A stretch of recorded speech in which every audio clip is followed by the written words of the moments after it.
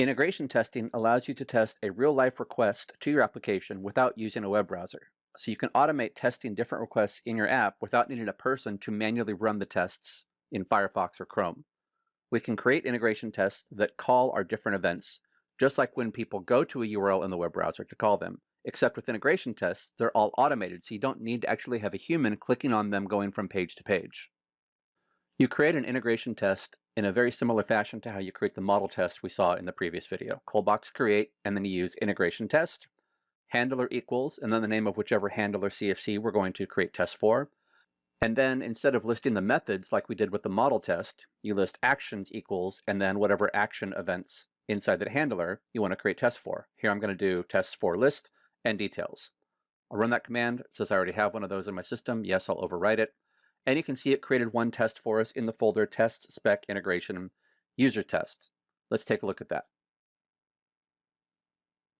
Test spec integration, and here's my user test.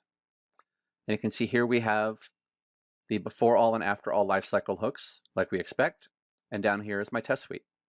I've got tests in here for list and details. And again, the tests are by default going to fail until we actually come in here and write code to make them do something. Now let's go to our browser and actually run this test. Go back to my test harness, reload, and here's my integration test for messages. Let's find our test for users. Integration test for users, right there. And you can see it's failing. That's by design. We want it to fail, but we can see both of our tests are in here, list and details. Everything looks good. We can go back and fix issues like the user ID when we actually get the test to pass. That's the whole point of having the test fail by default, is you want to see these kind of messages at the beginning. Let's go take a look at the code in our test. I'm going to go into the list test, and you can see here it's running execute. It's going to an event in our app, users.list, and returning back this event variable. I'm going to go in here and just add a real quick write dump statement. Save that. So in our application, if we were running the users list event in the browser, we'd see a list of users on the screen. Let's see what happens when I dump out this event statement here in my test. Save and reload.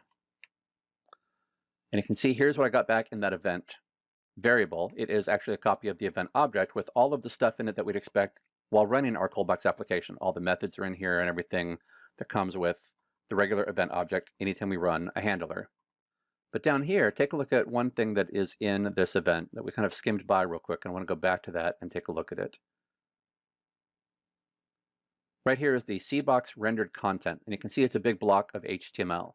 Take a look at what's in here. There's our drop-down menu items, and right in here in the middle, you can see the name Joe Lennon from a previous demo. There's George Harrison. It actually did execute all of the different items making up that event in our application. Here's our layout, and right in the middle here is our view, and then of course the rest of the layout happening down below. So although a user didn't physically go into a browser and click in our application and click on a link to messages list or users list or anything like that, the integration test actually executed all of that same code as if someone did, and we got the same HTML output returned to us in an application variable here in our test. So we can then check the content of that variable, make sure it's got what we expect to have inside it, delete it, do whatever you need to do with it to make sure that your test worked properly. All from an automated standpoint here inside an integration test. No human needed to go to that link in a browser and actually run anything other than, in our case, we ran the test harness, but you could of course run testbox run from the command box prompt instead if you want to do it that way. So now you can test your models to make sure they work, and you can do integration tests which run your models and the handlers they use, even rendering the output of the view that's expected, all from within Coldbox without needing to actually use a browser to do any of it. You can just do it all straight from command box commands with test box stuff. There are other layers of testing that can also be done. We mentioned earlier interceptors, for example.